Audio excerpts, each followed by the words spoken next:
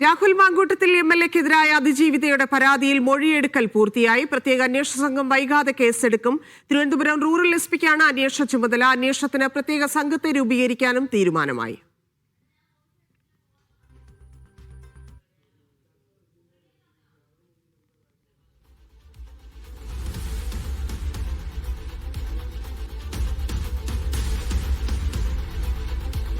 Sijo B John ചേരുന്നുണ്ട്. സിജോ, മൊഴിയെടുക്കൽ പൂർത്തിയായിരിക്കുന്നു. ഇനിയുള്ള നടപടികളിലേക്ക്, FIR ഉൾപ്പെടെയുള്ള കാര്യങ്ങളിലേക്ക് എങ്ങനെയാണ് അന്വേഷണ സംഘം കടക്കുന്നത്?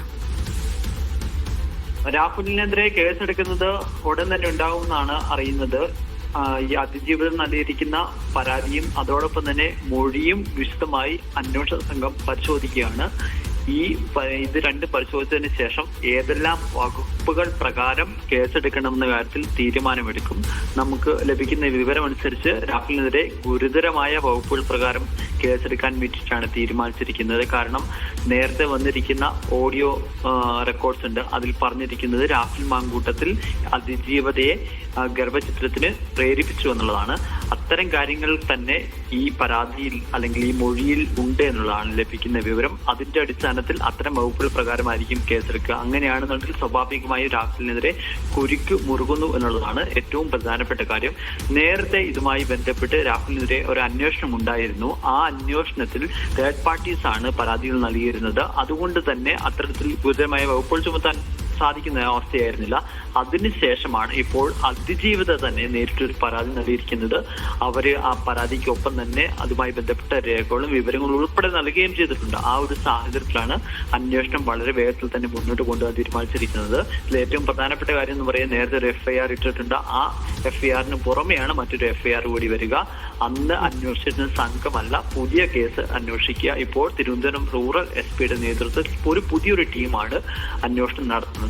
ഈ അന്വേഷണ സംഘത്തിൽ വനിതാ പോലീസ് ഓഫീസേഴ്സുമുണ്ട്. നമുക്ക് ലഭിക്കുന്ന ഒരു വിവരം അനുസരിച്ച് സംസ്ഥാന പോലീസിലെ ഒരു മുതിർന്ന ഉദ്യോഗസ്ഥയാണ് ഇപ്പോൾ ഈ അതിജീവിതയുടെ മൊഴി രേഖപ്പെടുത്തിയിരിക്കുന്നതാണ് ലഭിക്കുന്ന വിവരം. എന്തായാലും ഇപ്പോൾ ഈ നടപടികളിലേക്ക് പോകുന്നു.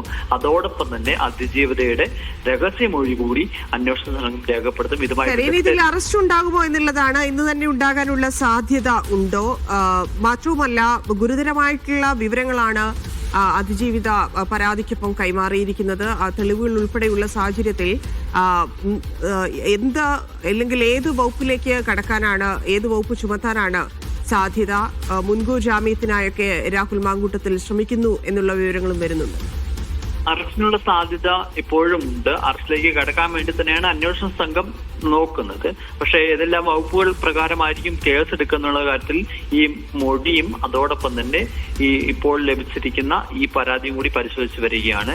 അത് രണ്ടും കൂടി പരിശോധിച്ച് അതിന്റെ ഒരു കാര്യങ്ങളിൽ പോയതിനു ശേഷമാണ് ഏതെല്ലാം വകുപ്പുകൾ പ്രകാരം ചുമത്തുക എന്നുള്ള കാര്യത്തിലേക്ക് അന്വേഷണ സംഘം കടക്കുക. ഇതിലും അറസ്റ്റ് ഉണ്ടാവുന്ന കാര്യത്തിൽ സംശയമില്ല. പക്ഷെ അതിനിടയിലാണ് രാഹുൽ മാങ്കൂട്ടത്തിൽ മുൻകൂർ ജാമ്യാപേക്ഷയുമായി ഹൈക്കോടതിയെ സമീപിക്കാൻ തീരുമാനിച്ചിരിക്കുന്നത്. അങ്ങനെ രാഹുൽ മാങ്കൂട്ടത്തിൽ മുൻകൂർ ജാമ്യാപേക്ഷയുമായി സമീപിക്കുകയാണെങ്കിൽ സ്വാഭാവികമായും അറസ്റ്റ് കുറച്ചും കൂടി വൈകും. കാരണം ഈ മുൻകൂർ ജാമ്യാപേക്ഷ പരിഗണിക്കുന്ന സാഹചര്യത്തിൽ സ്വാഭാവികമായും പോലീസിനോട് ഇതുമായി ബന്ധപ്പെട്ട് വിശദീകരണം തേടും. അതിനുശേഷം ആ ഒരു വിധി വന്നതിന് ശേഷം മാത്രമായിരിക്കും അറസ്റ്റിലേക്ക് കടക്കുക. പക്ഷേ ഈ വളരെ അന്വേഷണ സംഘത്തിന് ഇപ്പോൾ ലഭിച്ചിരിക്കുന്ന പരാതിയുണ്ട്. അതിൽ ഗുരുതരമായ കാര്യങ്ങൾ പറഞ്ഞിട്ടുണ്ട്. ഇതിന്റെ തെളിവുകൾ പരിശോധിക്കുന്നുണ്ട്, മൊഴികളുണ്ട്. അതെല്ലാം പരിശോധിക്കുമ്പോൾ ഗുരുതരമായ വകുപ്പുകൾ തന്നെ രാഹുലിനെതിരെ ചുമത്തും എന്നുള്ളതാണ് മനസ്സിലാകുന്നത്. എന്തായാലും FIR ഇന്ന് തന്നെ ഉണ്ടാകുന്ന ഒരു വിവരമാണ് നമുക്ക്. അതാണ് ഇപ്പൊ കോൺഗ്രസ് നേതാക്കളും ഇല്ലെങ്കിൽ രാഹുലിന്റെ അഭിഭാഷകനും ഒക്കെ പറഞ്ഞിരിക്കുന്നത് പോലീസ് സ്റ്റേഷനിലല്ലല്ലോ പരാതിപ്പെട്ടിരിക്കുന്നത് എന്നൊരു വാദം അവർ ഉയർത്തുന്നുണ്ട്. അപ്പൊ സ്വാഭാവികമായിട്ടും FIR വൈകുന്നത് കൊണ്ടായിരിക്കാം. അത് എന്തുകൊണ്ടാണ് അത് വൈകുന്നത്? ഇല്ല, അത് വൈകുന്നു എന്ന് പറയാൻ പറ്റില്ല. കാരണം ഇതിന്റെ ഒരു സ്വാഭാവിക നടപടിക്രമങ്ങളുണ്ട്. ഒന്ന്, ഇത്തരത്തിൽ ഒരു FIR ഇടണമെന്നുണ്ടെങ്കിൽ പ്രത്യേകിച്ച് ഇത്തരം ഒരു കേസാണ്. കാരണം ഒരു കേസാണെന്നുള്ളത് കൊണ്ട് തന്നെ അതിജീവിതയുടെ മൊഴി രേഖപ്പെടുത്തേണ്ടത്. രണ്ടാമത്തെ കാര്യം, ഈ പരാതി വിശദമായി പരിശോധിക്കേണ്ടത്. ഇത് രണ്ടും കൃത്യമായി പരിശോധിച്ചതിന് ശേഷമാണ് ഏതെല്ലാം വകുപ്പുകൾ ചുമത്തുക എന്നുള്ളൊരു കാര്യം. നമ്മൾ സാധാരണ ഒരു കേസ് വരുമ്പോൾ നമുക്ക് പോലീസ് സ്റ്റേഷനിലാണെന്നുണ്ടെങ്കിൽ അവർക്ക് അതിനകത്ത് കൂടുതൽ പരിശോധനകൾക്ക് പോകേണ്ട ആവശ്യമില്ല. അവർക്ക് ആ കേസുമായി ബന്ധപ്പെട്ട് വകുപ്പുകൾ ചുമത്താം. പക്ഷേ ഇവിടെ ഒരു പെൺകുട്ടിയെ നിർബന്ധപൂർവ്വം ഗർഭചിത്രത്തിന് പ്രേരിപ്പിക്കുക എന്നുൾപ്പെടെയുള്ള കാര്യങ്ങളുണ്ട്. ആ ഓഡിയോ റെക്കോർഡ്സ് ഒക്കെ കേട്ടിട്ടുള്ള അപ്പൊ അങ്ങനെ അത്രയും ഗൗരവമായിട്ടുള്ള കേസാണ് എന്നുള്ളത് കൊണ്ടും വിവരങ്ങളാണ് എന്നുള്ളത് കൊണ്ടും പ്രതിസ്ഥാനത്ത് നിൽക്കുന്നത് നിലവിൽ ഒരു MLA ആണ് എന്നുള്ളത് കൊണ്ടും വിശദമായ പരിശോധനകൾക്ക് ശേഷമാണ് അന്വേഷണ സംഘം പോവുക. ഇത് വൈകി നമുക്ക് ഒരു കാരണവശാലും പറ്റില്ല, പറയാൻ സാധിക്കില്ല. കാരണം മുഖ്യമന്ത്രിക്ക് ഒരു അപേക്ഷ കിട്ടി, ഇത് അന്വേഷിക്കുന്ന ടീമിനെ കൈമാറി, വളരെ വേഗത്തിൽ തന്നെ കൈമാറി. അതിന് പിന്നാലെ തന്നെയാണ് ഒരു പ്രത്യേക അന്വേഷണ സംഘത്തിനെ രൂപീകരിക്കുകയും അന്വേഷണ സംഘം ഈ പറയുന്ന മൊഴി രേഖപ്പെടുത്തുകയും ചെയ്തിട്ടുള്ളത്.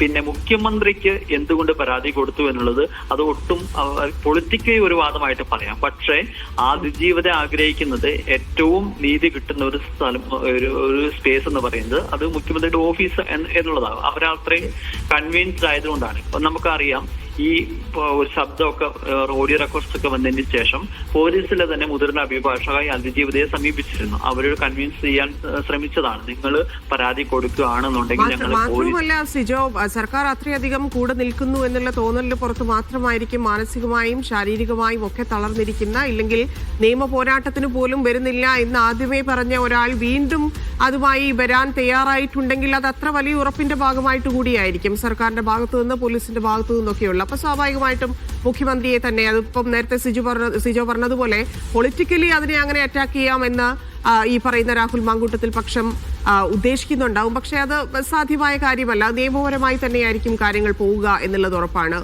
സർക്കാരിന്റെ ഒരു നിലപാട് മന്ത്രിമാരുടെ പോസ്റ്റുകളിൽ നിന്ന് നമ്മളത് മനസ്സിലാക്കിയതാണ്. അതിനപ്പുറത്തേക്ക് എങ്ങനെയായിരിക്കും സർക്കാർ കേസുമായി, അല്ലെങ്കിൽ കേസിന് കൊടുക്കുന്ന പിന്തുണ, ഒപ്പം തന്നെ പ്രതിപക്ഷം കോൺഗ്രസ് എങ്ങനെ ഇതിനെ പ്രതിരോധിക്കുമെന്ന്? തീർച്ചയായും സർക്കാർ ഇത്തരത്തിലൊരു പരാതി വന്ന ഒരു ആദ്യഘട്ടം മുതൽ ഒരു സ്ട്രെയിറ്റ് ഫോർവേഡ് ആയിട്ടുള്ള നിലപാടാണ് എടുത്തിരിക്കുന്നത്. കാരണം അങ്ങനെ ഒരു പരാതിയുമായിട്ട് അതിജീവിത വരുന്ന സാഹചര്യത്തിൽ അതിന് പൂർണ്ണമായ ഒരു സപ്പോർട്ട് കൊടുക്കുക എന്നുള്ളതാണ്. കാരണം അത്രയും ഗുരുതരമായ ഒരു ആരോപണമാണ് ഒരു വ്യക്തിക്കെതിരെ ഉണ്ടായിരിക്കുന്നത്. രാഹുൽ മാങ്കൂട്ടത്തിൽ എന്നുള്ളതോ അല്ലെങ്കിൽ ഒരു MLA എന്ന നിലയിൽ മാത്രമല്ല, ഒരു വ്യക്തി എന്ന നിലയിൽ ഇതിപ്പോ മറ്റൊരാൾക്ക് എതിരെ ഒരു ആരോപണം വരുവാണെങ്കിൽ പോലും അങ്ങനെ ഒരു സമീപനം സ്വീകരിക്കുക എന്നുള്ളതാണ്. അങ്ങനെ വന്ന ഒരു സാഹചര്യത്തിൽ അന്ന് തന്നെ സംസ്ഥാന പോലീസിലെ ഒരു മുതിർന്ന IPS ഉദ്യോഗസ്ഥർ തന്നെയാണ് ഈ അതിജീവതയെ നേരിൽ കണ്ടു കാര്യങ്ങൾ പറയുന്നത്. നിങ്ങൾ പരാതി നൽകുകയാണെന്നുണ്ടെങ്കിൽ അത് MLA ആയിക്കോട്ടെ അല്ലെങ്കിൽ ഏത് വ്യക്തി ആയിക്കോട്ടെ, നമ്മൾ അങ്ങനെ നോക്കത്തില്ല, അത് കൃത്യമായ നിയമ നടപടി സ്വീകരിക്കുമെന്ന് പറയുന്നത്. പക്ഷെ അവർക്ക് ആ സാഹചര്യത്തിൽ ആ പരാതിയുമായി മുന്നോട്ട് പോകാൻ പറ്റുന്ന ഒരു അവസ്ഥയായിരുന്നില്ല. കാരണം അവര് മാനസികമായി നേരിടുന്ന പ്രശ്നങ്ങളുണ്ട്, അവര് ശാരീരികമായി നേരിടുന്ന പ്രശ്നങ്ങളുണ്ട്. കാരണം ഇപ്പൊ ഈ ഓഡിയോ സന്ദേശത്തിലൂടെ പുറത്തു വരുന്ന നമുക്ക് കേൾക്കുമ്പോൾ മനസ്സിലാവും അത്രത്തോളം ബുദ്ധിമുട്ട് അവർ നേരിടുന്നത്. അതിൽ നിന്നെല്ലാം അവർ റിക്കവർ ചെയ്യുന്ന ഒരു സാഹചര്യത്തിലാണ് അവർക്ക് ഇങ്ങനെ നിയമപരമായി മുന്നോട്ട് പോകാം എന്നുള്ളൊരു